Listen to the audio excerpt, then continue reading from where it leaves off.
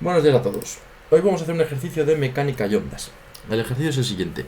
Nos dice que consideremos una partícula de masa m que se mueve en un campo de fuerzas centrales, tal que este, donde c es una constante positiva. Y nos piden 5 apartados. Vamos a ir resolviendo uno por uno todos los apartados hasta completar el ejercicio. El primer apartado dice: demuestre que la partícula está sometida a una fuerza conservativa y central. Primero vamos a demostrar que la partícula está sometida a una fuerza conservativa y después vamos a demostrar que la partícula está sometida a una fuerza central. Entonces, ¿qué ocurre con las fuerzas conservativas? ¿Qué tiene que pasar para que una fuerza sea considerada conservativa? Vale, para que una fuerza sea considerada conservativa tienen que ocurrir 4 cosas, cualquiera de estas 4 cosas, porque son equivalentes. Entonces con que ocurra una, ya la fuerza es conservativa. Tiene que ocurrir que la circulación de F a lo largo de una línea cerrada sea 0. Esto es tal que esto.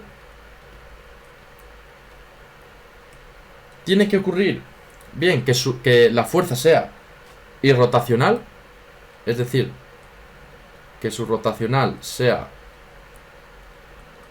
0. Tiene que ocurrir que el trabajo entre dos puntos solo dependa de los dos puntos y no del camino que sigue. O tiene que existir una función escalar, que nosotros solemos denominar función potencial, tal que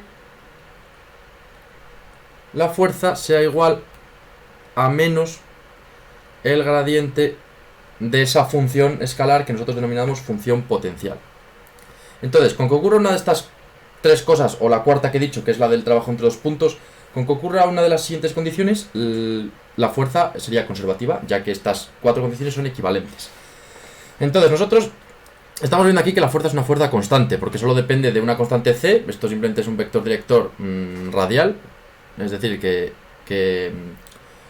apunta en dirección al, centro de la fuerza. Entonces eso nos da igual, pero la fuerza es constante. Por tanto, como la fuerza es constante, podemos decir que esto de aquí, que tenemos aquí, que es el rotacional, que el rotacional, no os voy a decir ahora lo que es el rotacional, supongo que si habéis llegado a este vídeo ya habréis visto rotacionales, gradientes, divergencias, etcétera. Si la fuerza que tenemos aquí es constante, este rotacional evidentemente nos va a quedar como 0, porque la fuerza es constante. Es decir, el rotacional requiere de hacer varias derivadas parciales. Si nuestras derivadas parciales derivamos en torno a una constante, todas van a ser 0. Por tanto, nuestro rotacional va a ser 0.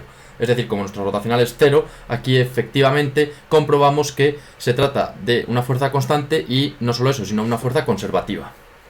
Además, podemos también darnos cuenta de que para todo potencial, que es esa función escalar que hemos comentado antes, para todo potencial,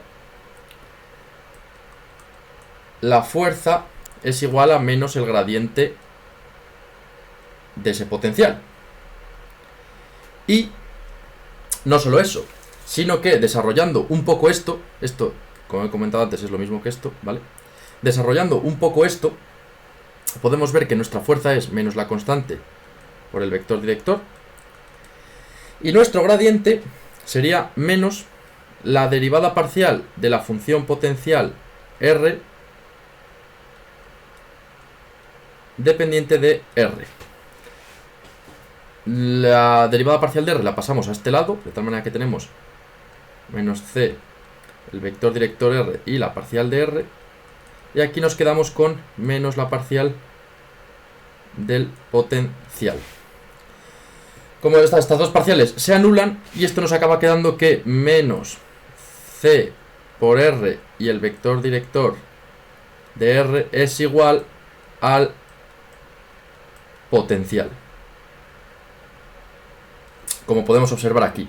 Esto nos va a servir más adelante, así que vamos a quedarnos con esta fórmula demostrada, porque nos va a servir para los siguientes apartados. Por otra parte, vamos a demostrar que la fuerza es central, así que vamos a borrar esto y vamos a demostrar ahora que la fuerza es central. Una fuerza central es una fuerza dirigida hacia el centro, en la dirección radial. Pero además una fuerza central tiene que cumplir que su movimiento angular sea constante. Es decir, que el movimiento angular dependiente del tiempo sea igual a 0. En este caso observamos claramente que el radio, si tenemos nosotros aquí el centro de una órbita y tenemos aquí una partícula, esto sería el radio. Pero a la vez la fuerza también está en dirección al radio, es decir, la fuerza, vamos a poner otro color para que se distinga mejor, la fuerza también está dirigida al centro. Es decir, esta sería la fuerza, ¿vale? Imaginemos que son líneas paralelas. Esta sería la fuerza. Por tanto, el radio y la fuerza son paralelos. Si el radio y la fuerza son paralelos, tenemos aquí también que el producto vectorial del radio por la fuerza es igual a 0. Pues son dos vectores paralelos, como podemos observar en el dibujo. Si son dos vectores paralelos, el momento angular es constante, es una constante del movimiento, porque los dos vectores son paralelos. Por tanto, queda demostrado que la fuerza que tenemos ahí no solo es conservativa, sino que además es una fuerza central. Vamos a pasar a la realización del apartado B. El apartado B nos dice lo siguiente. Representa la energía potencial efectiva del movimiento y discuta los tipos de movimientos posibles, dando la descripción más completa posible. En este caso, nos pide que saquemos la energía potencial efectiva del movimiento. La energía potencial efectiva del movimiento es la suma de la energía potencial de un movimiento de rotación de una partícula más la energía potencial de la propia partícula. Por tanto, la energía potencial efectiva quedaría tal que así.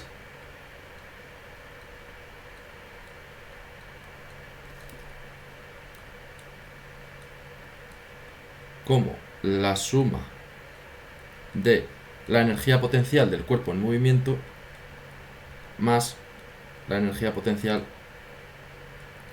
propia del cuerpo. Esta es la ecuación de la energía potencial efectiva. La tendréis en vuestros apuntes o la podéis buscar simplemente en internet. Entonces, como he comentado antes, esta parte de aquí, que era la energía potencial del cuerpo, la hemos calculado en el apartado A porque dije que nos iba a servir para los apartados posteriores. Y efectivamente nos va a servir ahora mismo. Por tanto, pasamos a despejar y nuestra energía potencial propia del cuerpo era C por R. Conclusión. Esta es nuestra energía potencial efectiva. Entonces nos piden que valoremos un poco el movimiento, como podemos ver aquí en este gráfico, en torno a los extremos, a los puntos máximos, mínimos, etc.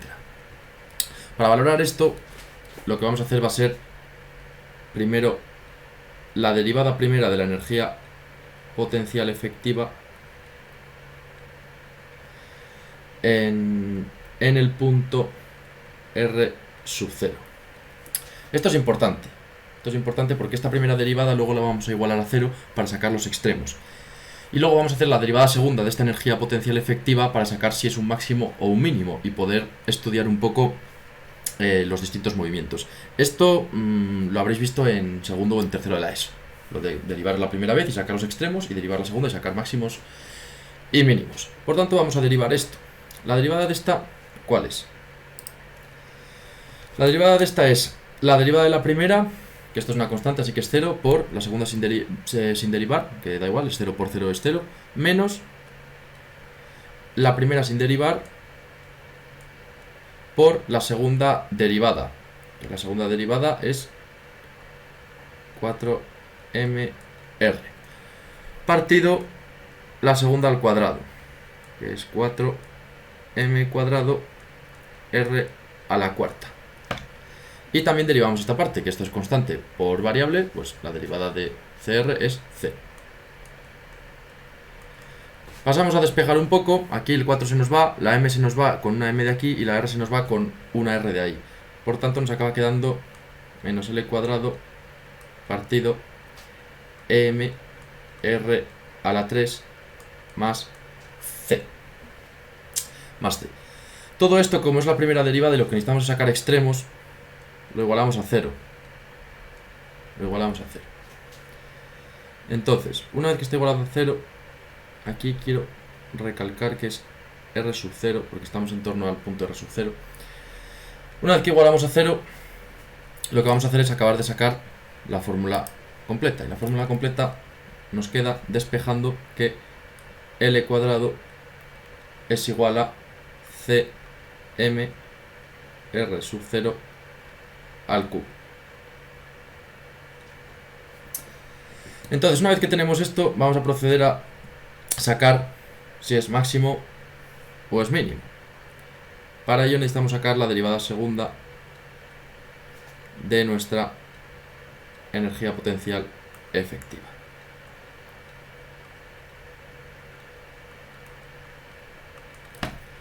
La derivada segunda, ¿cuál es? Pues procedemos a la misma realización. La derivada de la primera por la segunda sin derivar, que esto es 0, menos, que en nuestro caso es más, la primera, que es L cuadrado, por la derivada de la segunda, que es 3m R sub 0 al cuadrado, partido la segunda al cuadrado, que es m al cuadrado por R sub 0 a la 6, más una constante que en este caso es 0. Esto despejamos un poco y nos acaba quedando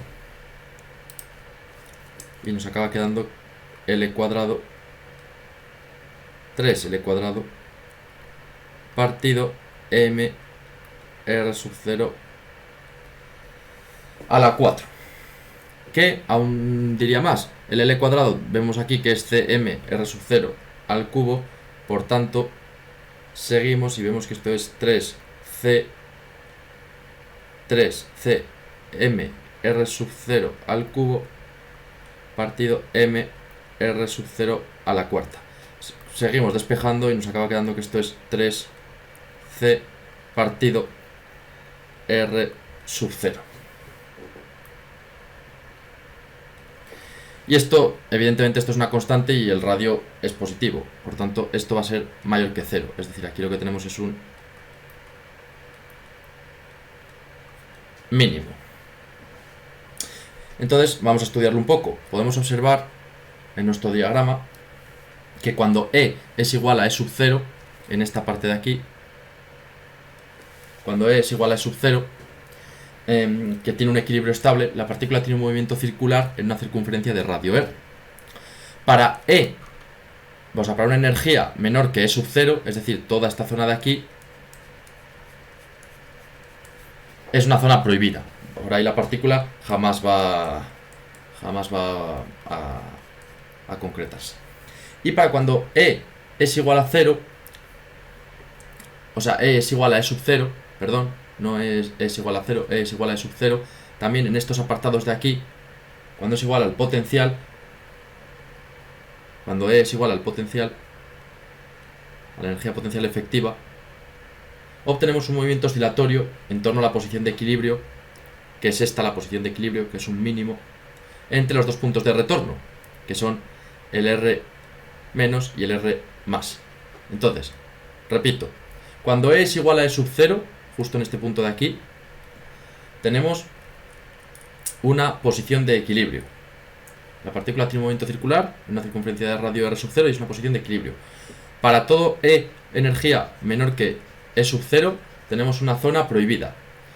Y para todo E igual a la energía potencial efectiva, que son estos dos puntos de aquí, lo que tenemos es un movimiento de oscilación en torno al punto de equilibrio, en torno a este punto de equilibrio, ¿vale? En torno a ese mínimo, entre estos dos puntos, R menos y R más. Pasemos ahora al apartado C, que nos pide que obtengamos la frecuencia de revolución del movimiento circular como función de la constante del movimiento L, momento angular. Entonces, en este apartado C lo que nos piden es sacar la frecuencia angular. Esto es la W. Entonces, ¿cómo vamos a sacar la frecuencia angular? Nos piden que la saquemos en función de la constante del movimiento L. Para ello, primero vamos a poner la fórmula de la frecuencia angular, que es 2pi partido el periodo. Y una vez que tenemos esto, vamos a proceder a sacar esta frecuencia angular en función de la constante del movimiento L con la velocidad areolar. ¿Qué es la velocidad areolar? Bueno, la velocidad areolar es el área que barre una partícula por segundo. Es decir, cuando la Tierra gira alrededor del Sol, toda esa órbita, todo ese área que barre, esa es la velocidad areolar, partido por el tiempo que tardan, evidentemente. Entonces, la velocidad areolar, disculpad, se define como el momento angular partido 2m. Pero no solo se define como el momento angular partido 2m, como he comentado, es la superficie partido el tiempo. Por tanto, la superficie, que en este caso es circular, el área del círculo es pi radio cuadrado, partido el tiempo que tarda en barrer toda esa superficie, que evidentemente es el periodo. Por tanto, ya sabemos un poco por dónde va a ir el asunto, ¿no? Ya tenemos aquí el momento angular y tenemos el periodo. Vamos a despejar el periodo para verlo un poco más, de manera más cómoda, y entonces lo que obtenemos es esto de aquí. Una vez que hemos despejado el periodo, vamos a pasar a sustituirlo en esta ecuación de aquí. Entonces, W es 2pi partido el periodo. Sustituimos el periodo y obtenemos que esto es lo siguiente. Simplificamos, el 2 se nos va, el pi se nos va y nos acaba quedando L m radio al cuadrado. Por tanto, nuestra frecuencia angular es L partido m radio al cuadrado. Esto es lo que nos pide el enunciado.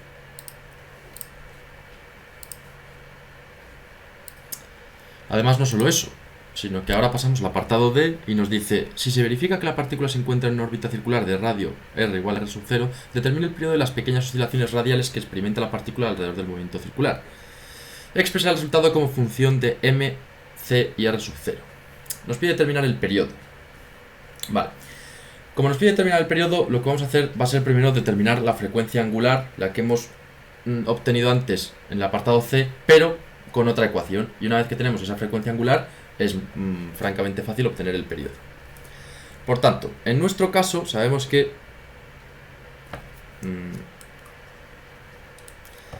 voy a poner el negro mejor. Sabemos que la frecuencia angular es también la frecuencia angular al cuadrado es también la k en equilibrio partido la masa.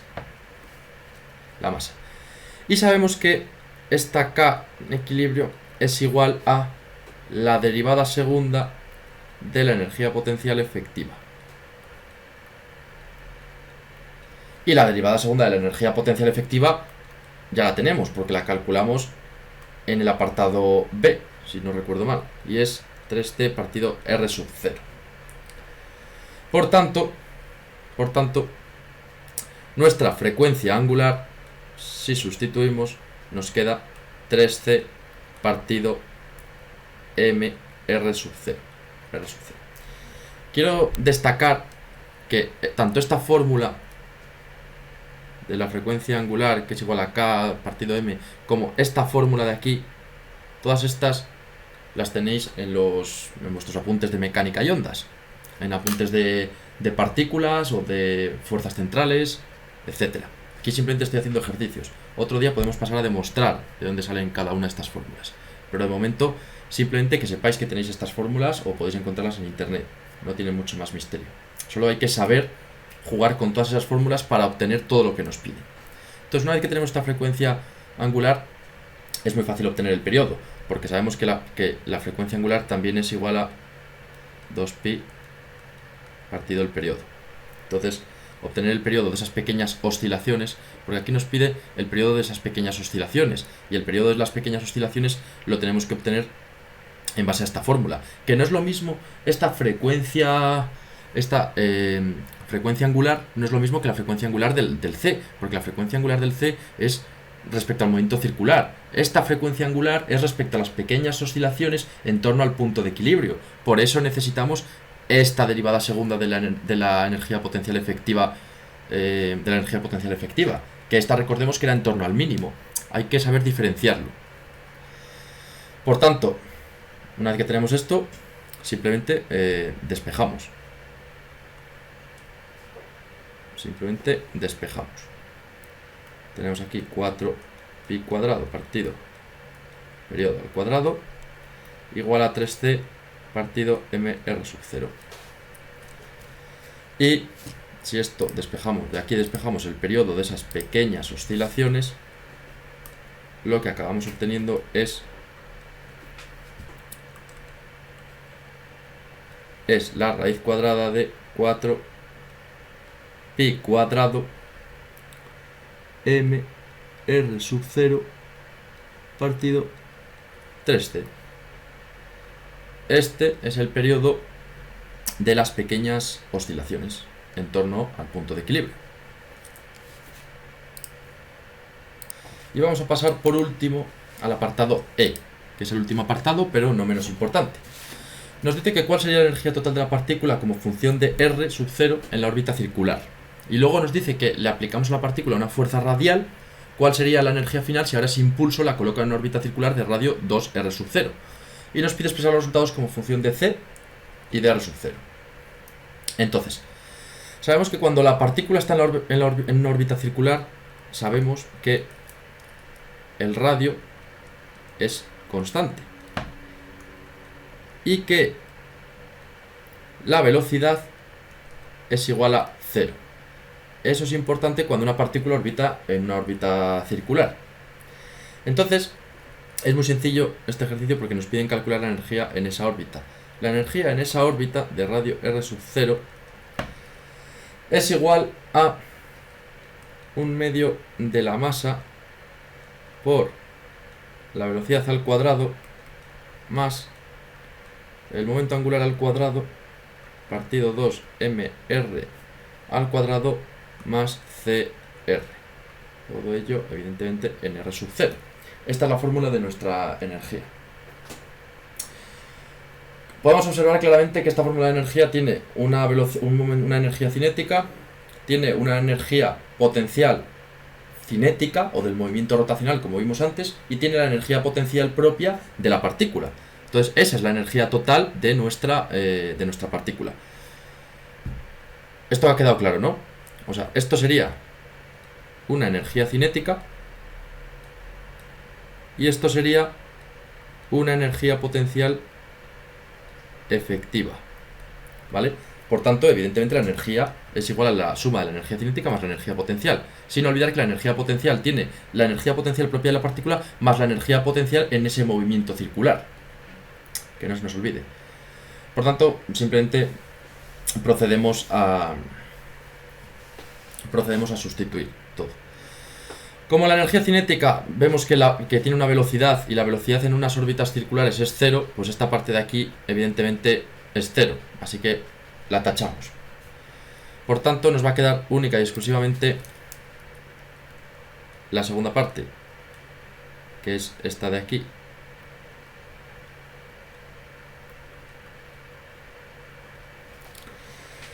Pero como antes hemos visto que L al cuadrado era igual a CM R sub 0 al cubo, eso lo hemos visto en el apartado B, que hemos calculado L cuadrado, pues simplemente procedemos a sustituir.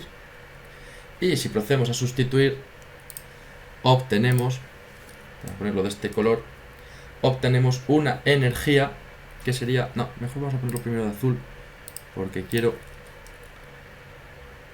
ir paso por paso. Obtenemos esto de aquí, sustituyendo simplemente, sustituyendo de los valores que hemos obtenido en el apartado B. Por tanto, aquí podemos todavía sustituir más, o sea, eliminar valores, y nos acabaría quedando C R sub 0 partido 2 más C R sub 0, que esto evidentemente es pues, 1 y 1 medio, son 3 medios de C R sub 0. Entonces, la energía que tiene esa órbita en R sub 0 es igual a 3 medios de C R sub 0.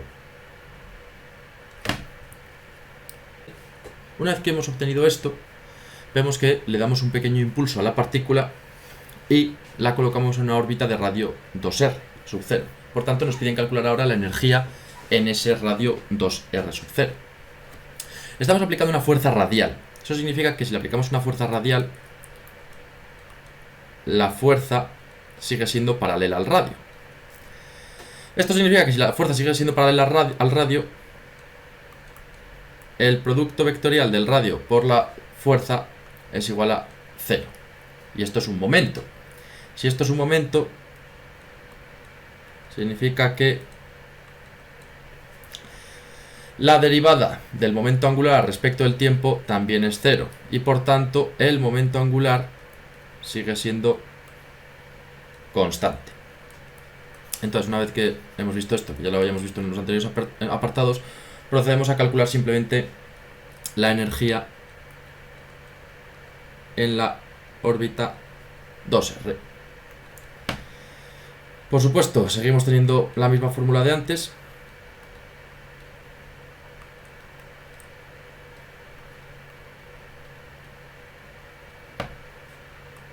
Pero esta vez la tenemos en 2R sub 0.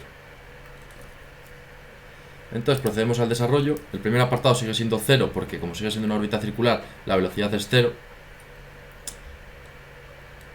Y el resto, pues, evidentemente obtenemos lo siguiente. 2m. R sub 0 pasa a ser 2R sub 0. Por tanto, esto sería 4R sub 0 al cuadrado más C 2R sub 0. Porque ahora los R sub 0, recordemos que era 2R sub 0. Procedemos al mismo desarrollo que hemos hecho antes. L cuadrado era mc R sub 0 al cubo, partido, en este caso, 8m R sub 0 al cuadrado, más 2c R sub 0 sin más. Entonces, la m y la m se van, aquí el r se va y nos acaba quedando c R partido 8 más 2c R sub 0. Y esto nos da un resultado de 17 octavos de C R sub 0. Por tanto, la energía en nuestra nueva órbita 2R sub 0 es igual a 17 octavos de C R sub 0. Quedando así completo no solo el apartado E, sino el ejercicio. Espero que os haya resultado útil, espero que os haya servido. Si tenéis cualquier duda o queréis que resolvamos algún ejercicio en concreto o tenéis alguna asignatura de física, matemáticas, de alguna ingeniería que se os resista, podéis dejármelo en los comentarios y seguimos con la física.